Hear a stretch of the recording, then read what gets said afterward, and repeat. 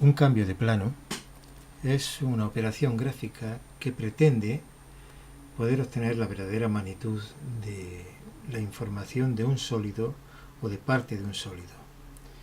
En consecuencia, un cambio de plano, si las vistas normalizadas, en definitiva planta, alzado y los perfiles, lo que van pretendiendo es obtener visiones en distintas direcciones del espacio, equivalente a proyectar sobre planos, un cambio de plano va a corresponder a mirar en una dirección conveniente para poder ver una superficie en verdadera magnitud. En consecuencia, la dirección de la visión tiene que estar orientada perpendicularmente al plano de visión. Hemos visto que con las herramientas que disponemos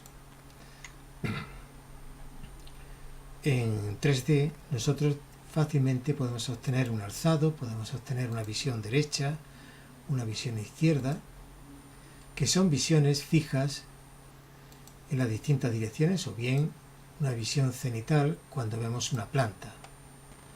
En definitiva, son visiones en direcciones normalizadas y estas direcciones son fijas. Tengamos presente que MicroStation es un programa que permite insertar la información georreferenciada. En consecuencia, nosotros vamos a tener unas direcciones fijas que van a corresponder al norte, al sur, al este y al oeste. Así, en una visión en planta, si tenemos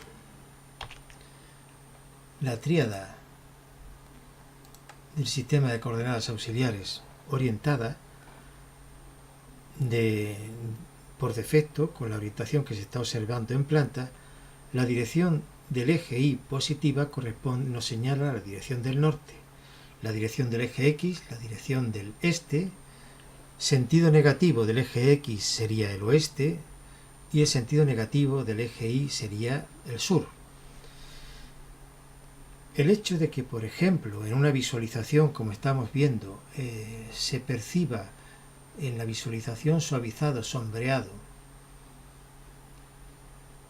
con sombras, la imagen que estamos viendo, solamente ayuda a una idea de visualización con una sombra que no corresponde a una orientación, sería la del sol al salir. El hecho de que la sombra se prolongue en la dirección del eje negativo de la Y, lo que nos va a permitir es que siempre tengamos en una vista una visualización de un sombreado que nos permite tener una idea de cómo es el volumen en 3D. Así, si nosotros giramos en tiempo real, estamos viendo las sombras, pero estas sombras no corresponden realmente a las sombras del sol, que para esto tendríamos que tener una visualización en concreto de esta pieza que sería con un estudio solar. Así, si vemos el estudio solar de esta edificación en planta, correspondería precisamente a esta imagen, en que las zonas de color rojo son las que reciben más radiación solar, las zonas que están de color azul serían las que están orientadas al norte y por lo tanto las que reciben menos radiación solar, y las zonas que están coloreadas de amarillo sería una situación intermedia en cuanto al número de horas de radiación solar. Este estudio de radiación solar que nosotros podemos utilizar mediante una de las herramientas del software, lo que nos permite, por ejemplo, sería el tener una idea de que si en torno a esta edificación, que podría ser un edificio singular, se va a colocar un ajardinamiento, pues ese ajardinamiento lo colocaríamos en la zona en que tenga mayor iluminación. En este caso, tendría que ser en las zonas que están de rojo o color anaranjado. Huiríamos, por lo tanto, de colocar zonas ajardinadas en las zonas sombreadas, porque tendrían mayor problemas de enfermedades, etc. E igual ocurre a la hora de colocar las ventanas. Las ventanas tendrían que estar orientadas principalmente en las direcciones que fuesen hacia el sur, este, oeste. Las zonas que están orientadas al norte, no colocaríamos ventanas en esta edificación porque a través de las ventanas es donde se va a producir las pérdidas por radiación y en consecuencia pues tendríamos problemas de climatización. Así se está observando que en esta edificación las zonas donde habría ventanas serían estas zonas que estamos observando, las zonas de color rojo, amarillo, o en todo caso en las zonas de color verde. Como podemos observar, no en el estudio solar, sino en la edificación que vimos anteriormente, que corresponde a este diseño que podría ser un edificio singular de una población. El cambio de plano, entonces, va a tener una misión que sería tener información en una dirección de una superficie, o bien que fuera una vista singular. Esta casa, por ejemplo, si la vemos en planta, la orientación hacia el norte sería en este sentido, pero sin embargo, como se puede observar en esta edificación, la vista principal no sería precisamente en la dirección sur, ni en la dirección este, ni en la dirección oeste. Concretamente, la fachada principal está en la zona de la entrada, que está en dirección sur-este. Entonces, puede ser que la orientación de esta edificación guarde relación con una plaza en que la visión principal y la zona de acceso más cómoda fuera precisamente a través de esta zona donde se ha colocado la puerta, que sería la fachada principal. En consecuencia, si las vistas las tenemos orientadas, como se puede ver, si el alzado es la vista en dirección sur, si el perfil izquierdo corresponde a la vista en la dirección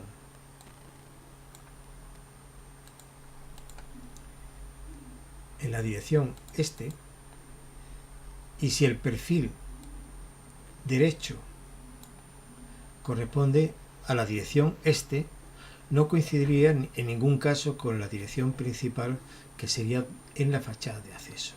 En consecuencia, un cambio de plano, si la edificación está orientada en los sentidos convenientes de las direcciones del norte, sur, oeste, independientemente de esta información, nos interesaría tener una idea de ver en la dirección pues que fuese perpendicular al plano de la fachada donde está el acceso principal.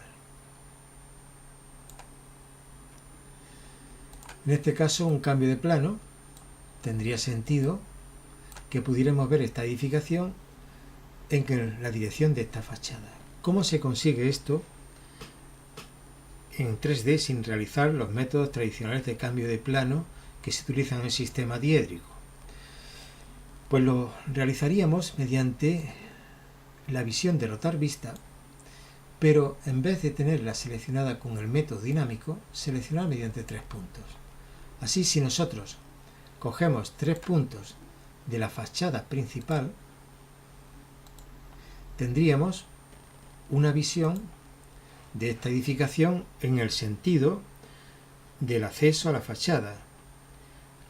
Lo que acabamos de realizar es un cambio de plano, es decir, nos hemos colocado con una dirección de visión perpendicular a la fachada principal, que nos aparece en este caso con el mayor grado de iluminación, lo cual no tiene nada que ver con la orientación solar, sino sencillamente en el sentido que estamos observando. Independientemente de esta singularidad del método de cambio de plano que acabamos de ver, utilizando una vista en que en vez de utilizar rotar vista de forma dinámica con el movimiento del ratón, le hemos dado 3 puntos del plano. Esos 3 puntos del plano, si recordamos el proceso, se han realizado mediante, repetimos, dando 3 puntos de este plano. En este caso, los 3 puntos se han dado en el siguiente orden. En vez de método dinámico, mediante 3 puntos, hemos dado en primer lugar una horizontal de ese plano, Y finalmente hemos dado una vertical de este plano con estos 3 puntos.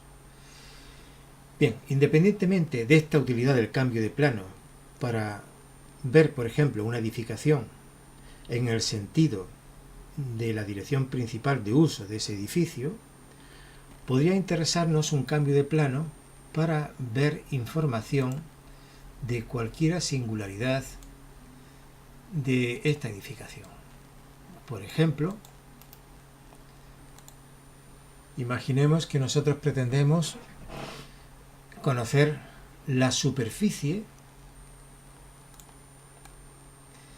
de uno de los faldones de cubierta, o de todos los faldones de cubierta, lo cual podríamos hacer con este método de forma secuencial.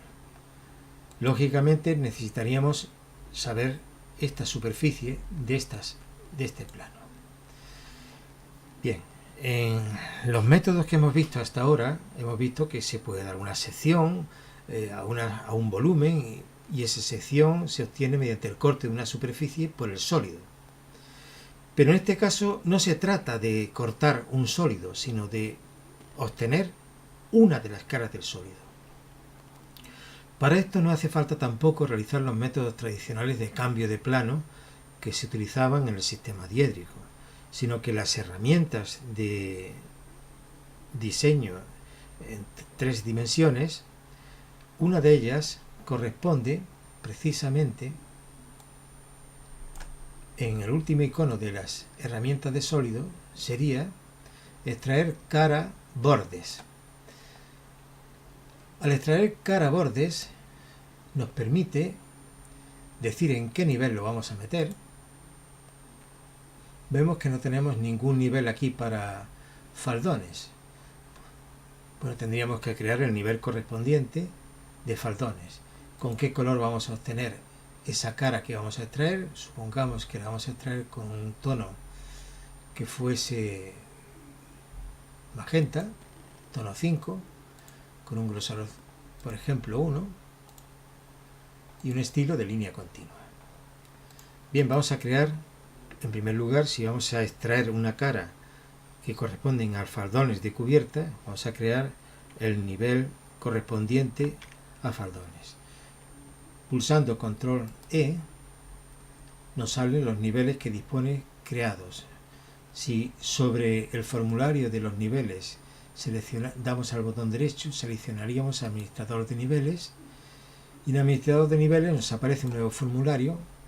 De nuevo, si pulsamos el botón derecho, seleccionaríamos nuevo, se nos crea un nuevo nivel y podemos llamarle faldones cubierta. Pues bien, una vez que hemos creado el nivel de faldones de cubierta, extraeríamos caras, seleccionaríamos aquí faldones de cubierta y nos acercaríamos a la superficie de la cubierta. Vemos, por ejemplo, que al mover el ratón aparecen las distintas superficies que constituyen la cubierta.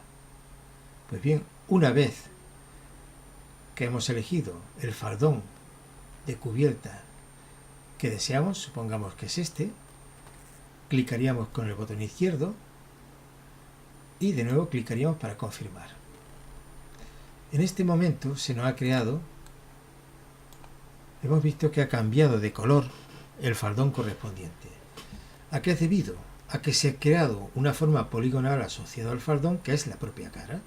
En consecuencia, si nosotros cogiéramos la herramienta de mover, pulsando el botón derecho, seleccionaríamos, cada vez que pulsamos el botón derecho, tendríamos las distintas opciones que van asociadas a un punto. Es decir, por ese punto hemos visto que pasan distintas superficies. Este punto podría pertenecer al sólido que corresponden a los muros, podría corresponder a la cubierta, a toda la cubierta, o podría corresponder a la cara que acabamos de extraer. Entonces, al pulsar el botón derecho, vamos conmutando la selección hasta que obtenemos la correspondiente cara. Esta cara que acabamos de obtener, si queremos conocer su verdadera dimensión, podríamos, con los métodos que hemos visto anteriormente de abatimiento, pues abatirla y obtener la visión abatida, o directamente ya sobre ella, pues crear las medidas que nos pareciese oportunas. Bien,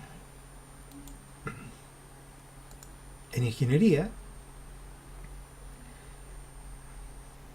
nos podemos encontrar otro problema que corresponde pues a tener una vista de una forma singular. Pensemos que vamos a realizar una obra de ingeniería que está vinculada pues a al plan urbanístico de una población que tiene este edificio singular.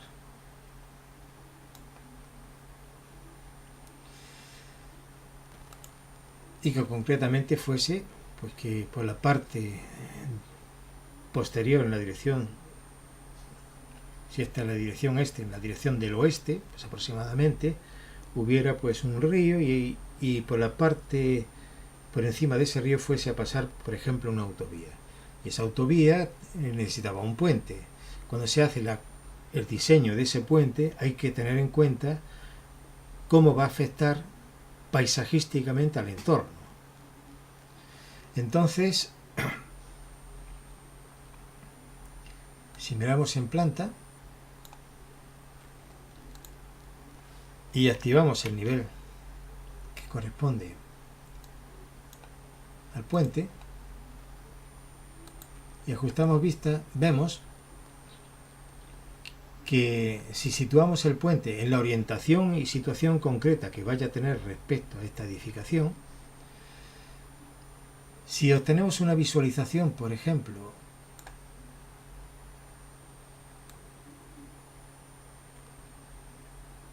de vista derecha, o bien, si nos vamos a la visión isométrica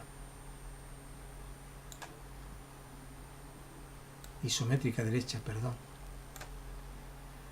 y nos acercamos a la edificación y de nuevo seleccionamos la dirección de la fachada principal,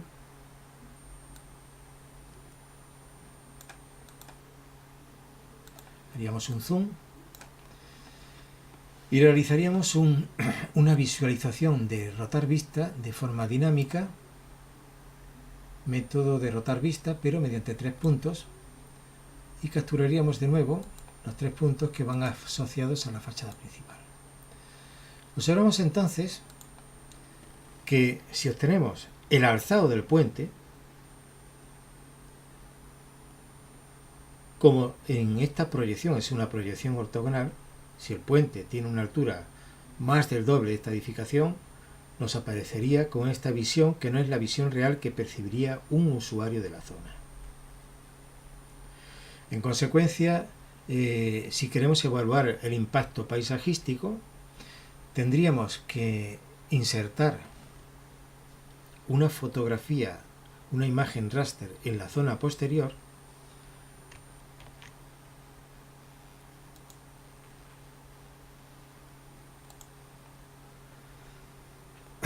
que sería ya una captura, pero esta imagen tampoco sería una imagen real. A pesar que fuese una fotografía obtenida en la parte posterior. Estamos viendo que entonces una proyección ortogonal no nos da una idea del impacto paisajístico, porque si nosotros estamos observando esta fachada de forma cerca, la visión que tenemos sería una visión en perspectiva y en consecuencia aquello que tenemos más cercano lo vamos a ver de mayor tamaño y lo que tenemos más alejado se va a ver de menor tamaño. Por eso, las herramientas que podríamos tener nos permiten, hay una herramienta que es de perspectiva, que nos permite pues cambiar la situación del edificio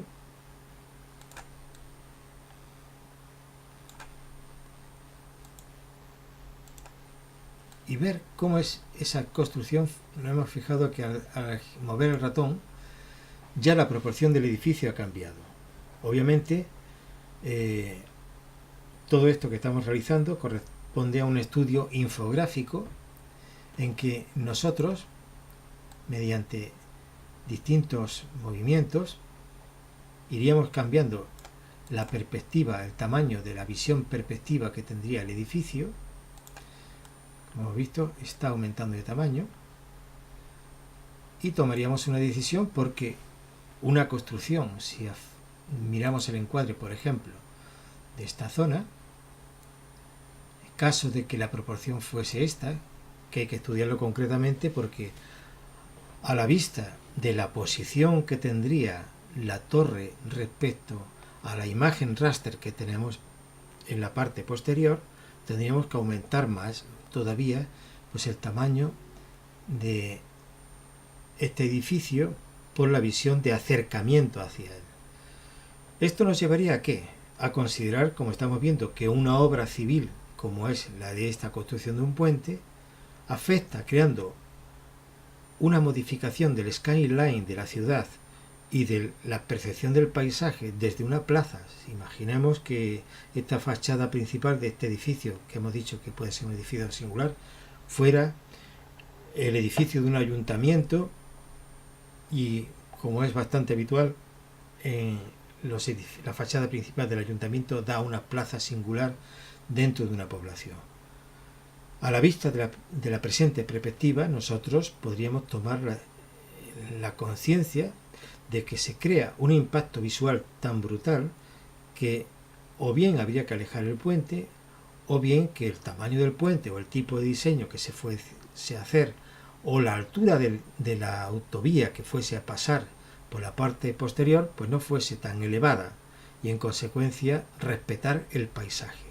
Estamos viendo, por lo tanto, que la geometría de un diseño en ingeniería puede afectar de forma especial a un paisaje y que a la vista de esa alteración del paisaje nosotros debemos diseñar nuestro diseño de ingeniería. Hay un aspecto funcional que puede corresponder pues al que haya una pendiente inferior o mayor, un trazado más rectilíneo en la población, pero en las zonas cercanas de la población, pero sin embargo nos está creando este impacto tan brutal como estamos observando. En consecuencia, tendríamos que modificar nuestro diseño en función de la información que nos proporcionan las herramientas de diseño en 3D, que, como estamos viendo, no solamente nos permite observar en unas direcciones concretamente, sino tener una percepción de perspectiva incorporando imágenes raster que podemos capturar del entorno donde se va a implantar la construcción de nuestro diseño de ingeniería civil.